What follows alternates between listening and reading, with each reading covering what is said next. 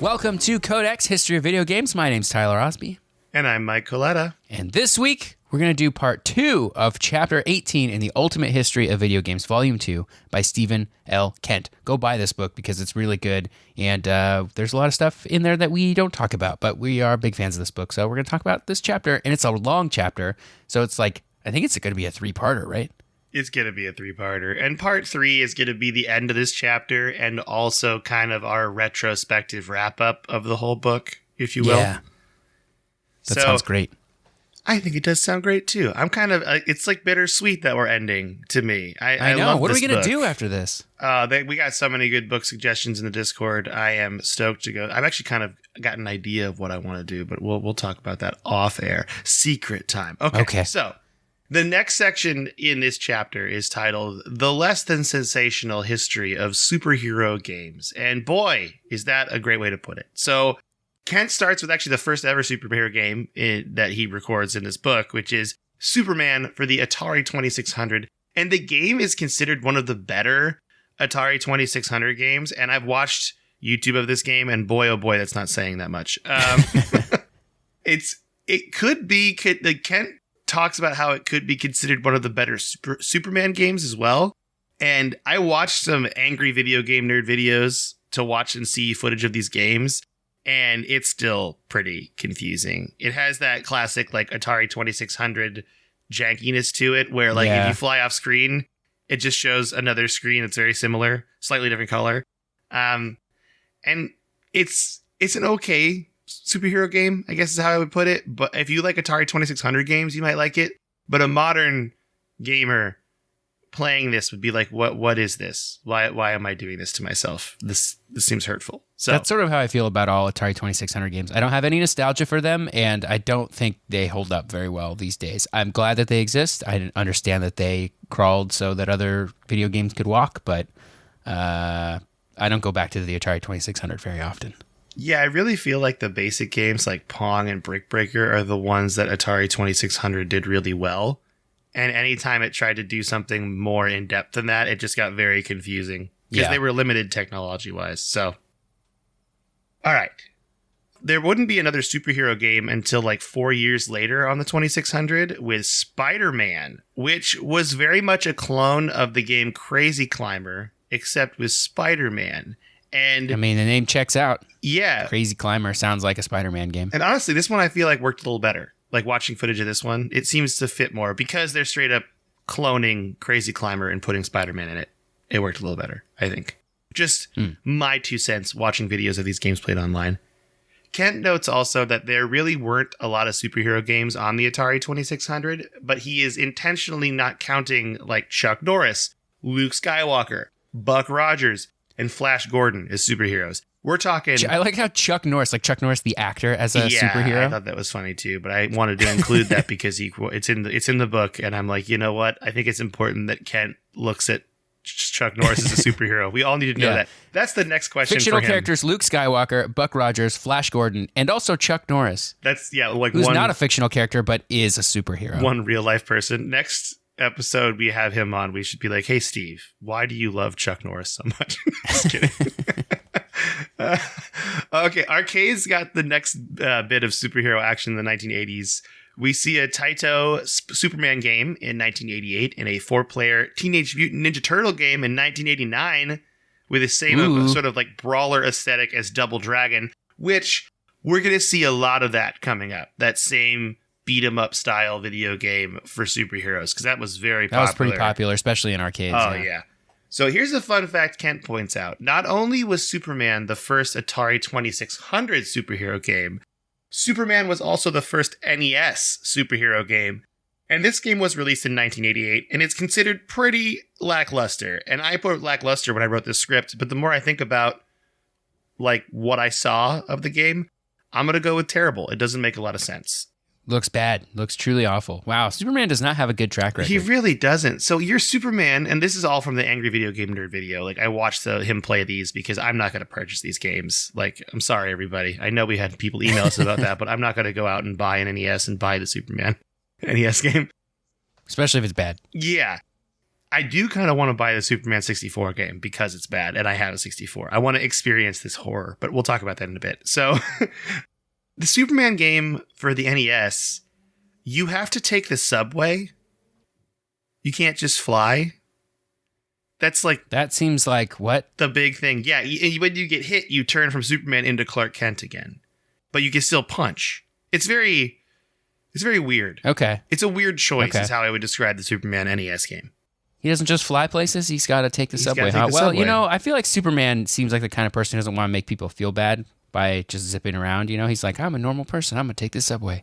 I think it's the same way that Superman is really hard to make a movie or TV show care about. It's hard to make a video game about him because I agree. He can't die. So unless you get kryptonite, but you don't want to use that all the time. It's a very weird superhero. Yeah, I feel like if I were to make a Superman game, it would have to be less about like not taking hits from enemies and more about like so many things are going wrong. How do you prioritize what to save people from? Because the only thing that Superman has in common with humans is that we both experience time, right? And he only has so much time to do things. Although he does have super speed, so maybe that's not even a problem. But like, there's so many things going wrong in such a large city like Metropolis. How does he prioritize who to help, right? Some things are more important than others. That seems like a moral issue for Superman to have to tackle. That's hard for him. And that's what Superman 64 tried to do. They tried to make it so like, really? You have a certain amount of time to save these people from these cars or whatever. Or most is flying through rings, but they tried to do this save people from these cars, and it just it wasn't executed well enough. But I do agree with you. It's also hard too, because didn't Superman in one movie like fly really fast around the earth and turn back time? That sounds right. I don't know. Superman is one of those characters that like, no matter what the problem is, you can sort of BS something together of how he can save them by like turning back time or going so fast. Like the Flash is the same way. The Flash is always like, how do I solve this problem? Well, I'm going to have to run faster than I've ever run before. Like, okay. Yeah, it's the same kind of deal. You're right. That's totally correct. So in 1989, we got Batman joining the fray. With the release of the Tim Burton film comes licensed video games. And while there was Batman the movie game which is confusing, Batman the movie, the game. It was for the Amiga, Atari ST, DOS, and other home computers. The Sunsoft Batman games for the NES and Sega Genesis are far superior, and the ones that you're probably remembering from your childhood, listener. How are they different? I think the Sunsoft Batman games for the NES and Sega Genesis are more like what you'd think of with a console game. Like they're more side-scrolly, you know? Yeah, okay. Throwing batarangs and stuff. Yeah, whereas from what I understand with the Batman the movie game, I think it was more of an adventure game. Like, I don't know if it was point and click. I have not looked at enough of these three games. So there's a good chance I'm completely wrong here. But that was from what I understand, the big thing about these is the NES and Sega Genesis ones are better. Hey folks, Mike interjecting here. Done some research since we recorded, and it turns out that actually the Batman for the Amiga and various computer systems was also a side-scrolling platformer. But the Batman game for the NES, I remember playing now that I've watched video of it, and it does slap. I think it's the better of the games, but the Batman on the computer systems that also came out in 1989, those are also platformers, and they're still good. They're just different games. So I guess it's a personal preference thing. If you've played one of the other ones, let us know. codexhistorypodcast@gmail.com. Gotcha. I think Batman would make a good Metroidvania style game. I guess the Arkham series is kind of like that. Like a little bit, you know. Batman can never keep all his gear. Come on, Bruce. Just he gets knocked to the bottom of the building, and as he's making his way up to the top of the building, he's got to find all his gear. He's Bruce Wayne at the bottom, and he's Batman with fully powered up by the time he gets to the top. That sounds great. Yeah, it also makes way more sense for you to play as Bruce Wayne in a Batman game than as Clark Kent in a Superman game, you know? Yeah. Because Clark Kent, he's trying to... what if the Clark Kent game... Okay, let's make a good Superman game. You and I are doing that right now. What if when you play the Superman game, you save people as Superman, but then as Clark Kent, it's like kind of a stealth. You got to try to keep your identity, you know? Oh, yeah. There could be stealth Clark Kent sections. Or you save people as Superman, but as Clark Kent, his human life is falling apart and he has to struggle in his relationship with Lois and with juggling family and all of the obligations of being a human person. I almost feel like Superman would be a better Telltale game in that sense. Yeah. Like, that would be an interesting Telltale game versus trying to make a Superman game that's in the same vein as, like, all the other superhero games. Yeah, because if he's punching people, like, he wins that fight, always, right? It's just, like, not that fun in a game. Yeah. So the 90s saw the beginning of, like, the childhood superhero games that I played, and you probably played too, Tyler. Specifically, we're talking about the 1992 Batman Returns game by Konami, as this is the beginning of the side-scrolling gameplay that we see throughout the 90s, which is a big part of the superhero game genre, and that's what Kent really is going to focus on a lot in this section. And I'm going to kind of just jump over some stuff. I'm not going to describe all of it, because you should read the book, but this is kind of where we go into the Final Fight influence. Batman Returns was really influenced by the game Final Fight. And there were also Contra-style superhero games as well. And all these big games that came out during the time were in this same vein. So you had Captain America and the Avengers by Data East. You had Spider-Man by Acclaim, X-Men by Sega, US Gold, remember that company? They had Hulk. And then Konami had Teenage Mutant Ninja Turtles and Batman. And personally, the game I remember playing the most in this time was the Batman Forever game for Sega Genesis. I just watched a video of this when I was doing this episode, and it was just took me back immediately because you have these like digitized graphics for the player models. So you're seeing actors play the characters on screen. And I remember playing it a lot. And I also remember it being extremely hard as a kid, but it was like hard in a rewarding way. Like if I just beat the first level, I felt really good. You know, that kind of thing. Oh, yeah. Oh, dang. Yeah, this game does look very Mortal Kombat, like with the graphics and wow. Yeah, it's pretty great. So, I mean, again, like I talk about it all the time on this podcast, how sad I am that my sweet mother, Jackie, got rid of my Sega Genesis. But, oh man, this is one of those games that I think about a lot. So, in the year 2000, with the advent of consoles capable of rendering 3D graphics, we now get a big shift in superhero games with Activision Spider-Man. Now, I played the 64 version, and we've talked about this before. And while this is probably the least amazing version, get it? I loved it as a kid. Maybe it's my nostalgia talking, but I was like a really big fan of the N64 version. I know the PlayStation version is better. Like everyone's told me the PlayStation version is better. I believe you. It was on CD instead of cartridge. Had way more room to make it a better game. But that Spider-Man 64 game was near and dear to my heart. Special. I think there was also a Dreamcast version. That's probably like That's probably the best version. Yeah. Yeah. Where are Dreamcast fans out? Shout out to the Dreamcast fans listening to the podcast. Okay. We also have some bad 3D games. And Kent mentions you don't say. Briefly these games. The big one being Superman, the New Superman Adventures, aka Superman 64. I love that it's called the New Superman Adventures, but everyone knows it as Superman 64 because it's just considered the worst 64 game. Well, and on the cartridge, I don't think it has any text. It just has the Superman logo. Well, it depends. I guess the cartridge I saw has like a picture because this is based on the animated series Superman. Yeah. And well, maybe I'm wrong then. And it definitely it's got some big problems. If we ever did a worst games of all time list, I feel like we need to talk about this. Yeah, this one always ends up on worst game of all time list. Yeah, and I watched a lot of video of this game, and oh boy, it's bad as in it's just unfair. It's hard to do well. Like you'll get stuck. It won't save your progress. It treats you. It doesn't respect your time in any way, shape, or form. Which I think is. It seems like unfinished too. Yeah, it's unfinished. It doesn't respect your time. It's very hard. It decided to do like full flying controls on the N64, which are terrible. Like it just everything about it. It doesn't give you instructions. There's no tutorials. You just kind of go. There's a training mode, but the training mode doesn't really help you because it's just a really hard game to begin with.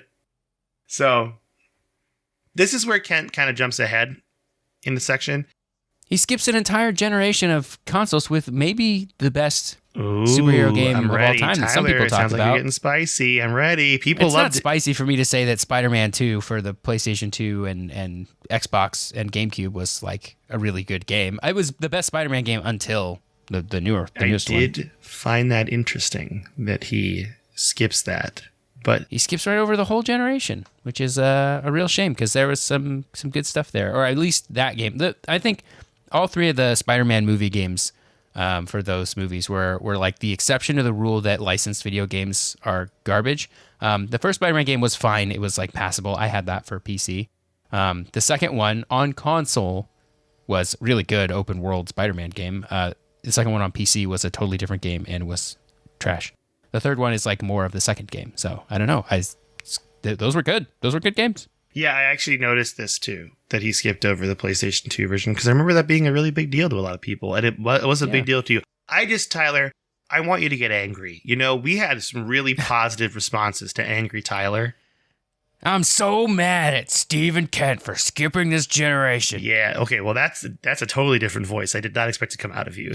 That's my anger. That's my anger voice. Maybe he knew that we would fill in the gaps. He's like, I'll just leave this one for Mike and Tyler. Oh, man. What if he did that like a true friend? I like to consider Steve a true friend. I mean, I call him Steve, so. That's true. All right. So ignoring the fact that he skips Tyler's favorite Spider-Man games, and Tyler's really upset about it, okay? He skips to 2009.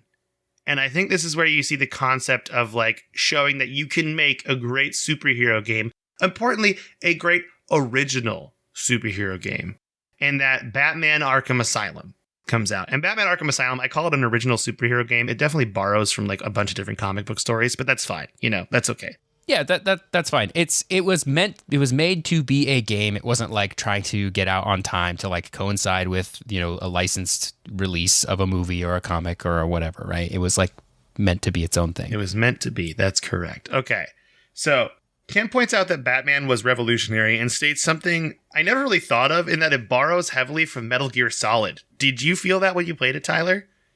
No. I mean, it's stealth game. It's in the same sort of genre sometimes. Like the stealth stuff is, I mean, sure, it's similar to Metal Gear Solid that way, in the same way that like Doom and Half-Life are like similar games, right? Like, okay, they're both first-person shooters, but they're still pretty different. So, I mean, you would like Metal Gear Solid games, and the Arkham games are great. I think the Arkham games borrow more, like we just talked about this, the Arkham games borrow more from Metroid than they do Metal Gear Solid, probably because there's a lot of backtracking, especially in the first one, because it's not like an open world. It's like, oh, Batman lost his powers, better get his powers back, and you like come across areas of the map that you can't get to till you get some other gadget or something like that. So I think it's a little bit more of a Metroidvania than it is a Metal Gear Solid game. Yeah, I think it's just emerging. My favorite parts of this whole game are when you're just walking around and you stumble upon something like some Easter egg or mystery.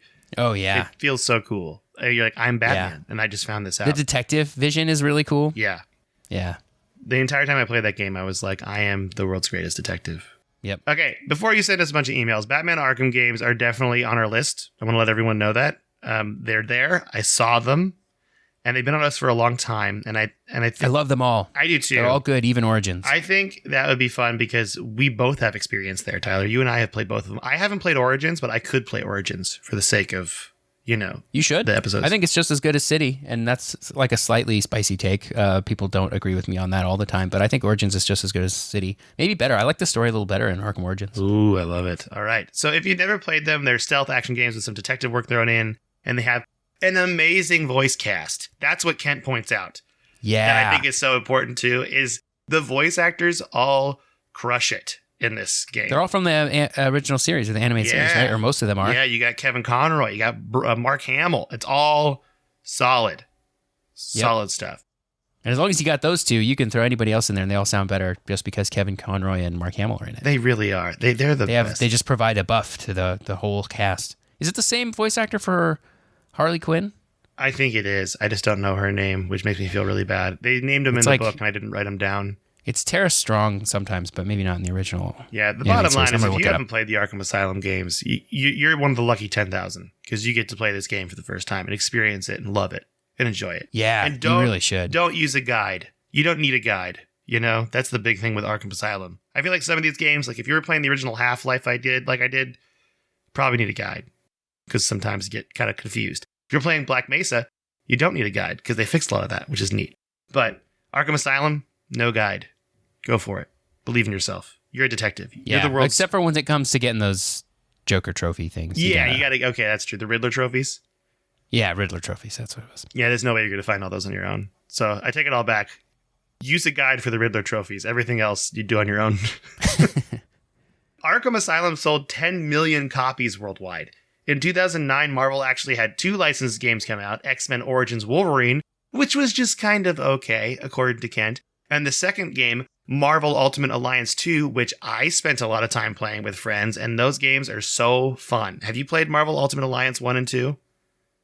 Yeah, my Ultimate Alliance 2 came with my Xbox 360, and I played a decent chunk of it. It's like Marvel Diablo. Yeah, and it works. It's so good. It's great. Super fun. To the point where I was like, why did you make an Avengers game? Why did you not make Marvel Ultimate Alliance 3? That's what the big question was. They did make Marvel Ultimate Alliance 3. It's on Switch. Oh, it is? Yep. Order of the Black Order or something like that. Yeah, it's supposed to be okay. Oh, that's probably why I never heard of it. It's just okay. Okay. So in 2014, Marvel hired Jay Ong as their VP of games. And Ong knew they were Marvel fans of like video games because Marvel vs. Capcom and Ultimate Alliance, but he wanted something that could compete with the Arkham games. Because at this point, the Arkham games are kind of a juggernaut. Yeah, the gold standard for superhero games. Of superhero games. And Ong ignored Nintendo since he knew they only wanted to make their own first-party games. So he asked both Sony and Microsoft if they would be interested in working with him on an exclusive Marvel game. Microsoft declined because they also wanted to work on their own IP. I'm assuming like Halo and Gears of War and that kind of stuff. But Sony answered the call. All right. They probably had an easier time with the licensing, too. They did. And the idea was to make a big budget AAA Spider-Man game.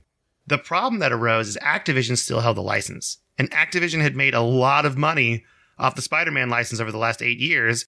But Sony was pitching the potential of putting in a much bigger budget into the project. And Ong wanted Spider-Man to have new talent and have a bigger budget and a fresh perspective. Because the Activision Spider-Man games that were coming out every year were very much moneymakers for Activision because they had Spider-Man on the name, but they were by no means revolutionary game-wise.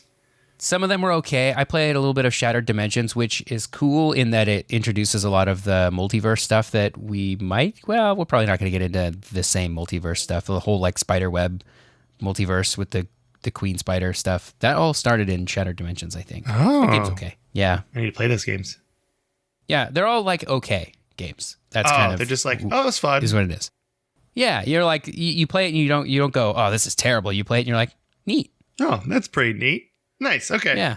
Well, Activision decided to finally part ways amicably with Marvel, and they did work it out. And Sony got the license for Spider-Man, and then they gave the project to Insomniac Games. Now, Insomniac great decision. Was one of Sony's closest partners at the time. I believe they're now owned by Sony.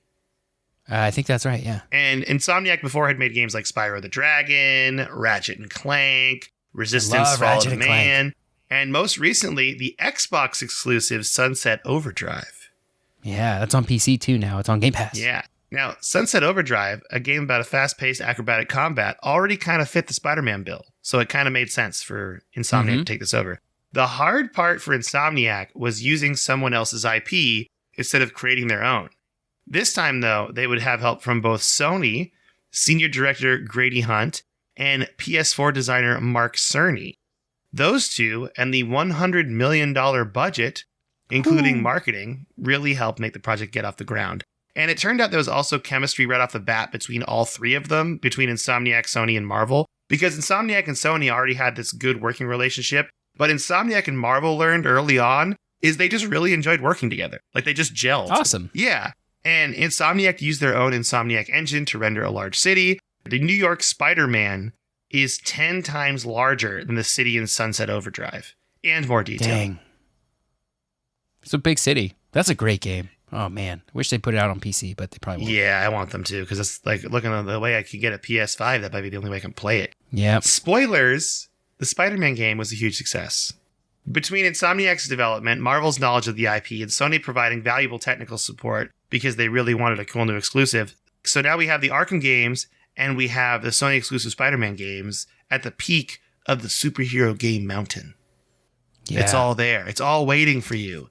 These games are so good. And the Miles Morales expansion for Spider-Man is so good. It's one of the few platinum trophies I have on PlayStation is the Miles Morales game. You know, that's a game that they mentioned at the end of this chapter and how great it is. Jae Hong actually says it best, though, on page 506. I think he says, quote, Marvel's Spider-Man was the first time that Marvel proper realized that games as medium could drive the brand, could drive, quote, brand affinity, as we call it. So this is the first time they're realizing, like, hey, we don't have to make a movie and then a game, or a comic and then a game, and a TV show and then a game. We can just make a game that has a really good story, and we could drive our whole Marvel brand with that. And that's what we saw with Spider-Man. Yep, and that's exactly what happened with the Arkham games too. Like those were their own separate thing, not attached to any comics or movies, or I mean, except for the storylines that they're based on. But they themselves make Batman fans. The games themselves make people fans of Batman, which is awesome. Yeah, and Spider-Man was the same way. So now we see comic book companies like Marvel. They use video games to tell original stories, and we're living in a great time. It's a great time to be alive right now. That's right. But sometimes they're duds, like that Avengers game that was kind of weirdly pay to win, I heard in the beginning. Yeah, it was like Destiny Avengers, but it was like kind of, I don't know. It seemed like it didn't have all the time it needed, and also it seemed like they gave up on it when it wasn't a smash hit right away. That's a problem I've noticed with games that come out that are designed to be like live service games, is that if they're not, sometimes companies, like if they're not a massive hit right away, they just sort of forget about it and drop it and say, well, we'll try again, which I guess is a strategy, but kind of sucks for the people who were into the idea of that game. Like sometimes games come out and they're not that good at the start, but they can get better. I think Destiny 2 was a little bit like that. I know that Final Fantasy 14 was like that, and you can have a comeback of a game, but I don't know. Some companies haven't figured that out yet, that if a game isn't a smash hit right at the start, then they just drop it. Destiny 1 was like that too. I mean, I remember playing Destiny 1, and before the raid came out, you just kind of ran out of things to do really fast. Yeah. You the game in like 12 hours, and you were just like, what do we do? And then they kind of adapted, and they added a bunch of stuff into it, which made it really good. Yeah. Anthem was like that too. It was like supposed to be the Destiny killer, and then when it came out and it wasn't that great, BioWare or EA were just like, probably just EA was just like, okay, well, I guess we're never touching that again, and now it's dead. As a Destiny 2 fan, I kept hearing that Anthem was a Destiny killer for like 5 months, and then when it fell flat on its face, I just smiled. I know it's rude because people worked on that game and they cared about that game, but I was so tired of the media hype. Yeah, me too. I was too. I was like, just release it already, and if it's good, I'll play it. Exactly. And it wasn't good. That's too bad. But the next part of the book moves on into what is titled The Entirely Unsatisfactory History of Movies Based on Games. So we're gonna take this thing and flip it around a little bit. We've had a bunch of games based on movies, like licensed games. Now we're going to talk about movies based on games. And I think what it takes to make a good superhero game or licensed game in general, we talked about this a minute ago, but like when it's detached from other media, right? Batman Begins, the video game, is probably not good. I've never played it, but the Arkham games, those are their own storyline, decoupled from any other Batman media. They are amazing. And same for Spider-Man, with the exception of Spider-Man 2, based on the movie, still a great game. But those are games based on movies. So we talk about it the other way around, movies based on games.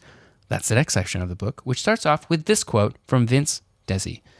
Most movies suck. Nobody wants to talk about that, but most movies suck. And most video games suck. So now you extrapolate. Over 50% of movies and games suck to begin with, and then you break into the category of movies based on games. So I think if you extrapolate from that, you get about 25% of movies based on games suck. If half of all movies just suck and half of all games just suck, you multiply those together. Is that how math works?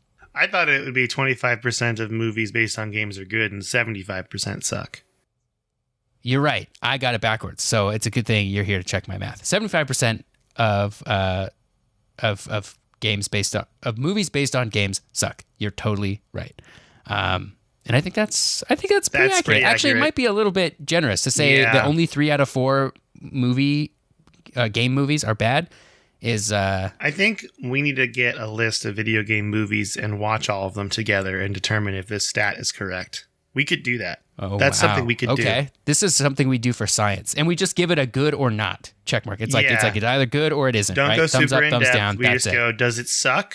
Yes or no. If it sucks, and we can rank them. We should put them in a ranking. Oh, we'll have a power rankings for sure. We might even have a bracket, like a March Madness tournament style bracket. Oh wow, okay. I'm getting way too complex with this. We should just say if they suck. So, after we're done here, we're gonna build a list of game movies, and we're just gonna we'll figure something out. We're gonna do it. This is I'm really. I actually think this is a really fun idea. Yeah. Yeah.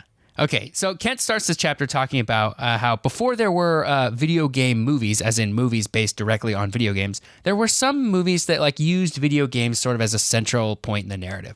Movies like Joysticks and Tron come to mind, right? Like Tron is not a movie based on a game, but it has a lot of video game influences. There's like a game that's in the movie that is a video game. And movies like Superman 3, where the bad guy uses a video game looking thing to like launch missiles, or in a movie that I watched very recently, Never Say Never Again, the James Bond film that wasn't, although it did star Sean Connery. So it could be argued it was a real James Bond movie. There's a lot of Bond fans have a complicated relationship with Never Say Never Again.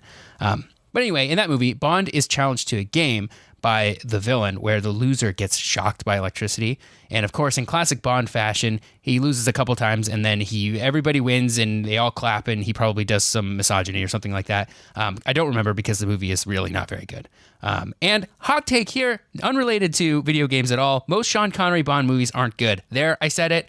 They suck. Okay, so my really spicy non-game related hot take of the podcast is that. I like that. That's it. Because you know what? I've watched a couple of the Sean Connery ones, and I'm like, they're all right. They're just like... Thunderball's good? Yeah, the Goldfinger. I wrote a paper on Goldfinger in college, comparing it to GoldenEye, because they both had gold in the name. You know, very astute of me. And I just talked about how misogynistic Goldfinger was compared to GoldenEye. And GoldenEye is also still got like misogyny in it because it's James Bond. And James Bond inherently, I feel like, has misogyny in it. Well, I think some of the newer ones have been okay about that. Yeah, I guess that's true. I wouldn't say No Time to Die was an inherently misogynistic movie, I don't think. Okay. Well, at least I didn't get that. But yeah, most of Sean Connery movies, they're not good. A lot of it is because of the misogyny, but they're also, I don't know.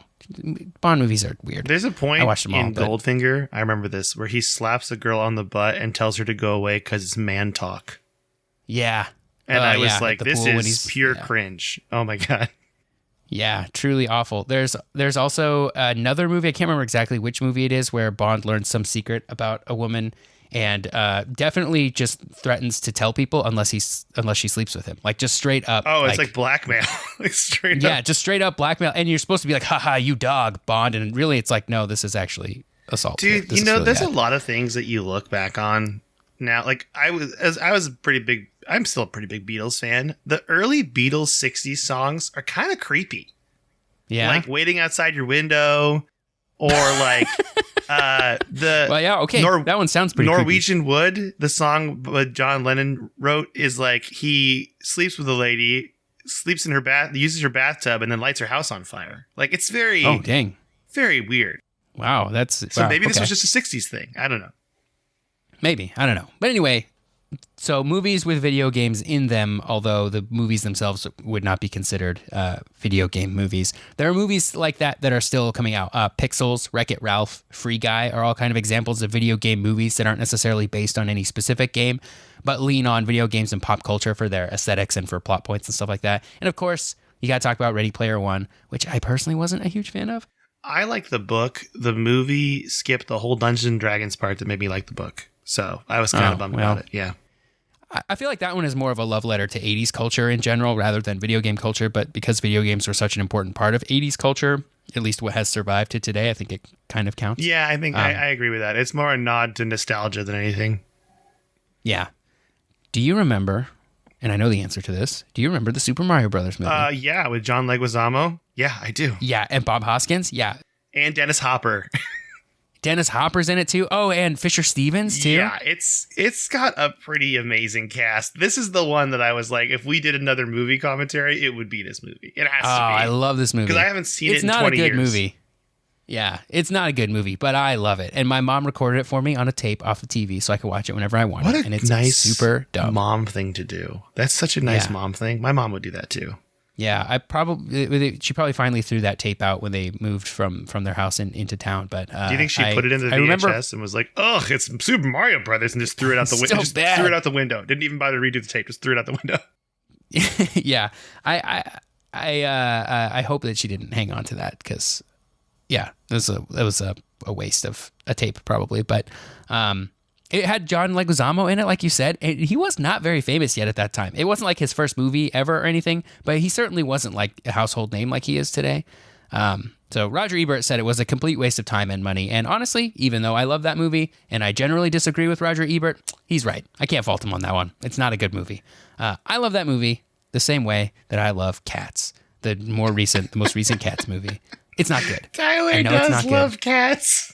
I forgot about it. It's not a good movie. I understand that. I know it's not good. I love it. I just love it anyway, and not in like the way people love The Room, where it's like, oh, it's so bad you have to love it because it's so bad. Like, I don't love it ironically. I just love it, and I'm not sorry about it. It's because Skimbleshanks, the railway cat, slaps. Oh, it really does. That song carries that movie. That song slaps. That song is so good. I don't care what anyone says. I'm going to put it in our Discord right after this episode. Just no context. Skimbleshanks, the railway cat. I'm going to throw it into the Discord after this in the real music area. Do it. That song slaps, and I don't think anybody will disagree about that. So yeah, by the early 90s, there had been a few attempts at direct video game adaptations, but like nothing would stick. And I have a theory about this, and I think that this theory also explains why some recent video game movies have been better. Early video game movies were made by people who did not grow up with video games because they were already adults when the video games were made. And it's not their fault. They just didn't have games growing up. They didn't get what people love about those games, and therefore they couldn't adapt them into satisfying stories for adults, or they couldn't adapt them into satisfying stories for adults, but they also didn't capture what kids loved about the games. So they just weren't anything to anybody, which is what Siskel said about the Mario Brothers movie. He's right. I get it. Movie's bad. They did make a Street Fighter movie in 1995, written by the guy who wrote Die Hard, which is pretty cool. It was also bad. Love this movie. It was also bad, but it had Jean-Claude Van Damme, which was pretty cool. Street Fighter is kind of tough, though, because I don't think it really has much of a story on its own, does it? No, they're kind of like in a war, but they don't really talk about the war, and then it gets very convoluted and distracted. There's a lot of things they assume you to know, but it's really silly for them to assume you know because you don't know what's going on. It's a movie. Yeah. You're just jumping into it. Yeah, and Street Fighter seems like a game where they made a bunch of characters and then sort of like came up with a story as to why they're fighting afterward, which is fine. It's a video game. I don't think, that doesn't have to have a great story if you're focused on making a great game. But that's not really enough for a movie, is it? But my favorite part of this whole thing is that they made a game based on the movie, which I think is hilarious. So I call it Street Fighter, the game, the movie, the game. Yeah. The movie, it is like, this is one that you could watch and make fun of. I guess I do love it, ironically, because there's a point where they try to give Blanca an origin story, and it's just so, they like do the big reveal, and you're just like, oh, okay. Like, I just don't care. It's just kind of funny in that way. It's just like, oh, they tried so hard. They wrote themselves in like circles trying to get this thing right, and they just didn't pull it together. It's hard to do, though. There is no story to Street Fighter, really. Yeah, at least Mortal Kombat has like a more cohesive story, but it's still not very good. No, yeah, for sure. Yeah. So Kent talks for a long time about Street Fighter, the movie, and its development process, which is all interesting, and I think you should probably buy the book to check it out. But the TLDR is this. Street Fighter was huge. Street Fighter 2 was even huger, which is not a word, but I said it anyway. So they pumped a lot into the marketing of this game. Comics, books, and the movie. And well-known actors like Jean-Claude Van Damme, which is my favorite person to have in this game movie, because does he fit? He doesn't really fit, it feels like, but I don't know. It also had Kylie Minogue, so that's neat. God, Kylie Minogue's in it. I forgot. Yeah. Also, I want to just point out to the listener that Tyler wrote Jean-Claude Van Damme as JCVD in the script, and I think we should stick with that. We need to stick with JCVD. We call him JCVD because he's a friend of the podcast. Also, those two acronyms separately are very unfortunate. I just realized. But they put a bunch of money into this game, and then they kind of like pulled it out at the last minute on the marketing thing, probably because the movie was actually bad. So they spent like a bunch on marketing and then stopped spending money on marketing, and it just resulted in kind of a disaster. I think I saw this in theaters. I'm pretty sure I saw this in theaters. Because my brother and we're growing up in Alaska. We play Street Fighter at our babysitter's house. We're in, and we get the hype machine's real. And when you're a kid, you obviously think this is going to be a great movie, and you probably loved it. I think I left the movie loving it, and then as an adult, I watched it again, and I was like, what is this? What was I watching? But like the rivalry between Street Fighter and Mortal Kombat, the games, there was also a cinematic rivalry between them. So after Street Fighter, the game, the movie, Mortal Kombat also had a terrible movie come out, which wasn't quite as bad as Street Fighter, though, because I think, like I said, Mortal Kombat kind of had a skeleton of a story that sort of explained why the fighters were fighting that made a little bit more sense than Street Fighter. I don't know. It still didn't make for a good movie, but it was cheaper to make. And according to Wikipedia, the Mortal Kombat movie made a bunch more money, too. But both of these movies made a huge profit. So if you thought that bad movies don't make money, you are sorely mistaken. Siskel gave Mortal Kombat a single thumbs up, though Ebert, ever the curmudgeon, gave it no thumbs up. I'm confused about Siskel and Ebert because I believe Kent mentions in the book that Siskel's actually the more harsh critic. Well, Ebert's got a vendetta against video games. Usually, though, Ebert is a little softer on movies than Siskel is. Really? That's what I thought I read. Maybe I'm making this up, but I swear that was in the book somewhere in the early part talking about Siskel, talking about Roger Ebert and the art of video games and video games is art, excuse me. But I thought I read that Siskel was a harsher critic, which makes me interesting to me that Siskel gave Mortal Kombat a single thumbs up. But Mortal Kombat, I mean, if you haven't seen that original Mortal Kombat movie, definitely worth watching, I think. Yeah. To show, hey, they did try to make a movie out of a video game, and it did kind of work. It wasn't great, but it worked. And I have a special soft spot in my heart for this movie because Johnny Cage is absolutely ridiculous in this movie. Even more over the top than you thought Johnny Cage could ever be. And it's pretty fantastic. It involves splits and punching Goro in a very unexpected area that everyone needs to watch. Clean podcast. The more recent Mortal Kombat movie from a year ago was, I remember, being fun. Yeah. It wasn't great, but it was fun. It was fun. And it's funny because if you took these movies, the old Mortal Kombat Annihilation, which was the next one, I think there was even a third one, and then the brand new one, and you strung them all together, I don't think you'd really notice the difference. Art aesthetic wise, they're all the same, color scheme, everything. I think they're very similar. Love it. They did make a Wing Commander movie also. That movie did not make its money back, which means it was probably a combination of both being a bad movie and also kind of from a lesser known franchise. I think Wing Commander was really popular among gamers, but it was more obscure to the mainstream than something like Street Fighter or Mortal Kombat, which had broken into pop culture in a way that I think Wing Commander hadn't. I've never played the Wing Commander games, and I know these are big games. These are big history games that we're definitely skipping out on that we probably need to play at some point. I agree. Because this is isn't the guy who made Star Citizen? This is Wing Commander was his baby, right? Oh, really? Yeah, pretty sure. Oh, pretty cool. sure that's the same guy. Then Star Citizen, I mean, there's a very interesting project to follow. I check in with that every year because I'm curious if it's still going, because they sell starships for thousands of dollars for you to buy. And people buy them. Yeah. And it's just very interesting to me. It's just mind-boggling how much money people put into it. But then again, flight sim people, okay? I don't want to generalize, but flight sim people really get into it. I know some flight sim people in real life, and they're very into it. So, hey, good for you. If you find your thing, that's your thing. Yep. Hey, everybody's got their thing, I guess, And my thing in the late 90s was Pokemon. Oh, and they made some Pokemon movies. Yeah, true bangers. Yeah, anything Pokemon in the late 90s was a total goldmine. And while I love the first movie, probably the first two movies, I remember going to see the second one in theaters too. I think after that, I'd kind of outgrown all the media surrounding Pokemon, though I never stopped loving Pokemon, the games.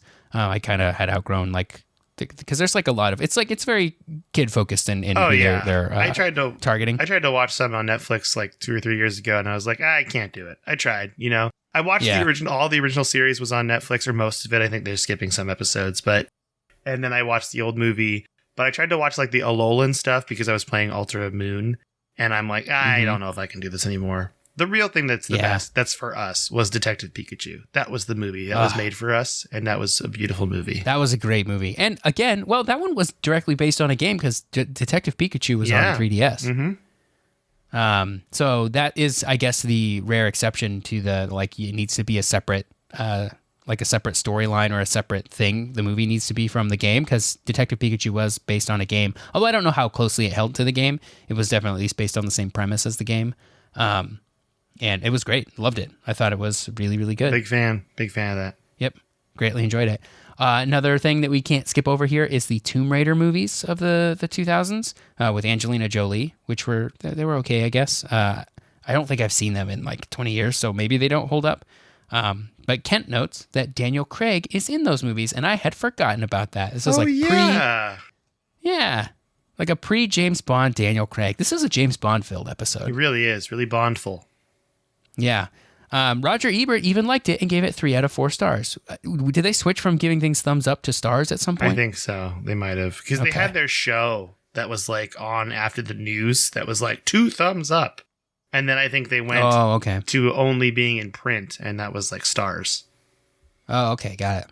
So I think 3 out of 4 stars is pretty high praise. That is pretty high praise. Right? Especially for a video game movie.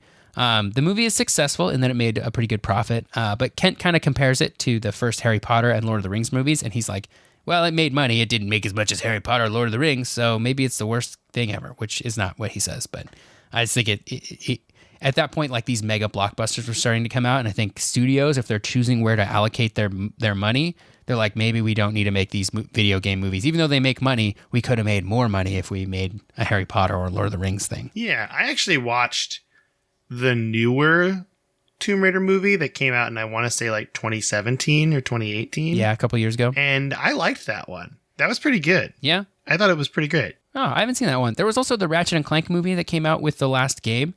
Or not the last game, not Rift Apart, but for the sort of soft reboot that they did on PlayStation 4. And that movie was not great. It was like a kid's movie. It was it felt like a cash grab, sort of like very basic plot kids movie with a bunch of dumb jokes that was not great. But I saw it in a theater where it was just me and my friend. We were all by ourselves, and that was great because we were just talking smack the whole time. You're like, hey, you're basic. Yeah, basic. And I love Ratchet and Clank. So that's why I went to go see it. I wouldn't have gone to see it if I didn't love it. But the movie is not good. And I don't love the movie. Yeah. Well, the good news is I think when we make our power rankings, we'll really get to the bottom of this. I'm really excited. I'm excited to make our video game movie power rankings. That might be what happens after the book is done. Yeah. Honestly, that sounds like a fun way to spend a couple weeks of episodes. We'll watch a few a week. Watch a few movies and tell you, do they suck or not? Mike, what you been playing? Well, this has been a big week for me. I've been playing quite a few games. I finished Pokemon in the interim because we didn't have an episode last week. I was traveling. I finished Pokemon Legends Arceus. I rolled credits. Didn't get the full Pokedex yet, but that's a lot of work. But I rolled credits, which is good. Yeah, it's going to take you a while. I started playing Dead Space this week because I had a horror hankering because I've been playing with our friends Phasmophobia. Ooh. And I am loving Phasmophobia, and I am loving Dead Space, and these are all great games. And yeah, I'm just playing those right now. I'm kind of on a little horror kick, which I never thought I would say, because I'm not a big horror video game guy. But hey, they've been fun. Been really fun. And now, if any listeners want to play Phasmophobia, let me know. We can play on Discord. It'll be a good time. I'm not very good at it. I think it's funny. I just think it's such a funny game. It has little silly moments in it that are really great. And the ghosts throw things at you, which is really funny too. So I like it. But Tyler, what you been playing? This week I've been playing not very much Pokemon. There was something I was playing earlier this week. I can't remember. But now I'm playing I put some time into Tunic, which came out on Game Pass, which is like a really cute Zelda clone, but with some Dark Souls stuff. I don't really usually like Dark Souls stuff, but so far I haven't had too much trouble with it. It hasn't been too frustratingly hard for me. Has a really good soundtrack, free on Game Pass, all the things that you like to hear when it comes to video games. So playing that, and I'm still playing pretty regularly Wild Rift on my mobile phone. Oh yeah, you got me into Wild Rift too. I've been playing that also. Yeah, that's been pretty fun. It's been really fun to just play that. It's very chill, a lot less angry than League of Legends gets. Yeah, so that's kind of it though. I haven't had a ton of time this week to play video games. I've been going back into the office, so I'm losing a couple hours every day to my commute, which I am not a huge fan of, but I am excited to see people that I haven't seen in a long time. So, and playing games with them, that's fun. That's right. Yep. Nice. Well, that's kind of it. Do you want to read some emails? Sure. All right. You want me to take this first one? Yeah, you take the first one from Justin. Okay. This one has the subject, Children of Morta, parentheses, funny story. Sup, my dudes? Justin from Vancouver, Washington here. Hey, Go Washington. Woo! I just and you have to say Vancouver, Washington, otherwise people assume you're talking about British Columbia, and those are two very different places.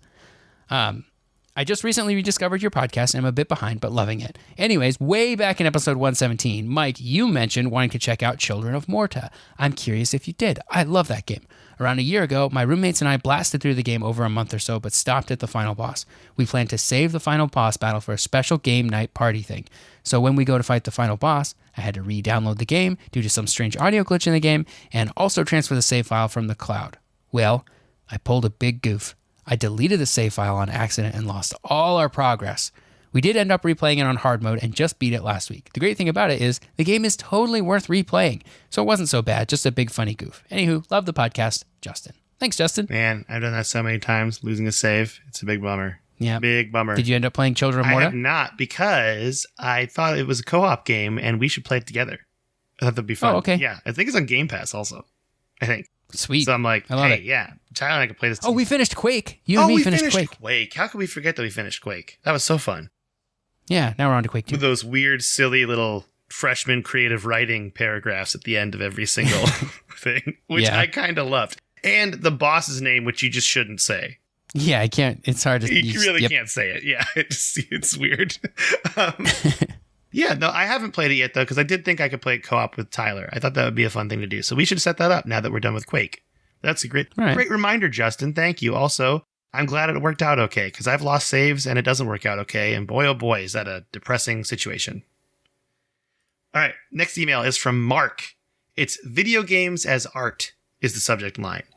Hi, Mike and Tyler. I really enjoyed your discussion on whether video games are art, which they absolutely are. I say that anyone who likes Salvador Dali or Rene Magritte should recognize that an Italian plumber fighting turtles in a mushroom world is a masterpiece of surrealist art. I agree. A decade ago, I was fortunate to be in Washington, D.C. when the Smithsonian American Art Museum held an exhibit called The Art of Video Games. You can still read up on it on the museum website. It was a great exhibit. And if the Smithsonian says that video games are art, then I think that should be good enough for anyone. Keep playing and appreciating art, Mark. And there's a link here on the museum website, and I looked at it, and it looks like a really cool exhibition. I would love that. Yeah? Yeah. Cool. So I'm glad Mark got to check it out. That's really cool. Yeah, I mean, this is great. And we obviously all agree here. I mean, you and I both agree. I think I could speak for you that video games are art. We 100% agree. Mm-hmm. So, but yeah, it's always a fun discussion to have because it's really weird when you meet someone, I think, that's very much a diehard, no, they're not. Especially in 2022. Yeah. I mean, at this point, I don't even want to have the argument anymore. To me, it's like, I don't know. It's just like one of those silly things that's like, okay, well, if we don't agree about this, then I don't have the patience or time to try to convince you, and you don't want to be convinced anyway, so I'm not doing it. Totally. Yeah, totally. I agree. Well, but I enjoy that little tidbit about the exhibition, and I will hope that it comes back. Sometimes they bring those back, maybe update it. That'd be cool. I know there was a thing at the Mopop Museum, which is the Museum of Pop Culture in Seattle, formerly known as the Experience Music Project. And they had a whole thing on indie video games that was really cool. And I was there for that. And it was really fun. They had a bunch of little indie video games you could play. That Monument Valley was one of those ones.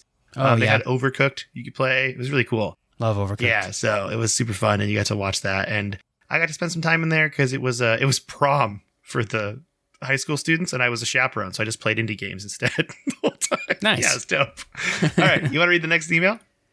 Yeah, this one's from Roger. He says, "Hi, Mike and Tyler. Roger from Texas here. Just want to say I love the show, and I'm so happy I found it randomly after taking a break from all my true crime podcasts. You both have great chemistry and have recently become my go-to show to listen to while I'm earning my daily dollar at work. I first binged through your history of Zelda games and kept wanting to jump in and talk about my favorite game in the franchise, Majora's Mask, and some cool Zelda lore and inspiration that made the game. For example, Stone Tower Temple being inspired by the Tower of Babel. That makes sense. And that's the one that turns upside down after a while, I think. Oh. I need to play that game again. Yeah, I am going to be honest with you. Majora's Mask was one of those ones I rented at Blockbuster, didn't know what was going on as a kid and got frustrated. So I feel like I goofed. I did that too. Yeah. I played it again probably about 10 years ago now and really enjoyed it. So it is definitely worth checking out again. So Roger goes on to say, that being said, more recently, I've been playing a lot of Legends of Arceus and just now forced myself to go to the third zone. I was wondering who were your easiest and most difficult alpha Pokemon to capture? Thanks for the great show, Roger. I have none because I am not far enough into that game to have captured any alpha Pokemon yet. The easiest one for me to capture was Rapidash. That's in the first area. I was very surprised at how it's the Obsidian Fieldlands, I believe is what it's called. Mm-hmm. And I didn't think I was going to catch it. And I caught it like a random RNG luck on a Pokeball. Oh, nice. Yeah. And I got that. And he's still on my team. Rapidash is still on my team in the very end of the game. Love that. Love that flaming horse. Big fan. Hardest ones for me to catch are I tried to catch Snorlax, not realizing I needed to come back to it. So I tried that a lot and I failed a lot. And then I caught it very easily later on down the line. And then right now there's an Infernape on that island in the Obsidian Fieldlands, an alpha Infernape that I keep accidentally killing. And I've done it like 3 times. And I've had a hard time. I found out very early that you can sneak up on the alpha Pokemon and bait them with food and then use those like leaded balls. There's 3 versions of them that you can unlock. And if you get the highest version of that, you can definitely capture alpha Pokemon without even having to battle, which is way better. Oh, wow. Yeah, and I caught like 20 Pokemon that way of alphas. So while you're early in the game, Tyler, you're definitely going to end up having a ton of them. I have a box on my pastures that's just all set to be alpha Pokemon. Awesome. But I'll trade you some because I definitely have some under level 30 that I could pass along your way. Oh, that would be great. Yeah. I could use some help in this. And they're campaign. really big. It's so funny. They're just so big. But on another note, the boss battles in Arceus are very challenging, I've found. And I really had to play the final boss battle. I was playing it on a plane, and I had to redo it like 7 times before I beat it because I kept dying, which is a rough thing. Or fainting. No one dies in Pokemon. That's true. You just get a case of the vapors and pass out. Everyone knows that. But yeah, it's really fun. I think the alpha Pokemon are a really cool feature, though. I kind of want them to stay in Pokemon games. Like I'm hoping with this new Pokemon that comes out, they have is it Scarlet? Yeah, Scarlet, and what was the other? This is Violet. I'm hoping that they have the alpha Pokemon as like something you can catch because I think it's a cool feature to just give like these Pokemon with these boosted stats that are just kind of in the world. I think it's kind of neat. But thanks for the email, Roger. Now, on to our last piece of business. Yes, that's right. We have one more piece of business today before we go. It's business time. It's business time. And that is, I have been working on a Codex History Video Games website now for an embarrassing amount of time. It's been much longer than I thought it was for such a simple website, but it is live. Codexpodcast.net is the address, codexpodcast.net. It is just a little website that I made. It's very basic. The color scheme is probably awful, but it works for me because I'm colorblind. So there you go.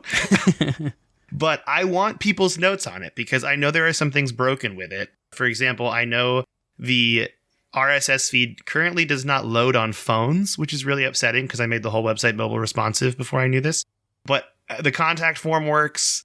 The about page is fine. Everything works fine. It's just that RSS feed doesn't work correctly. This is just going to be our very basic home base of operations website for now. And I thought, like, as I do other fun, silly web development coding projects, I might throw some things on there like games and stuff, maybe. I kind of want to try to make a game and put it on the website. I think that'd be funny. Oh, yeah. But it's live. So codexpodcast.net, just another place you can see us. I mean, the episodes load on PC, but they don't load on mobile, and I will be trying to fix that over the next week. And if you want to find other things wrong with it and let me know, I would actually really appreciate it. Go ahead and break the website, please. That'd be great. So with that, though, I think that's everything, right? I think that covers it all. All right. So you can go to Codex. You can go email us at codexhistorypodcast@gmail.com. If you want to send us an email, we'd greatly appreciate that. I'm on Twitter at Mecoletta, MECOLETTA. If you want to join our Discord, there is a pinned tweet at the top of my profile that is a link to an invite that never expires. I can also email you an invite as well. Tyler is on Twitter at SneakerElfELPH, and he wants you to fight him about the Sean Connery Bond take, correct?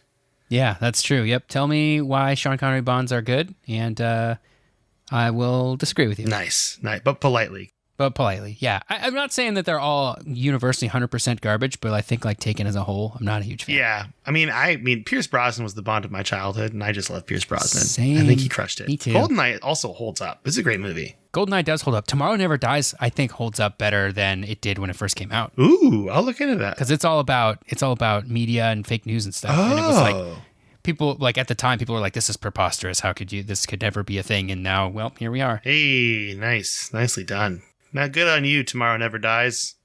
Yep. Awesome. Well, do you want to say bye to everybody, Tyler? Sure. Bye, everybody.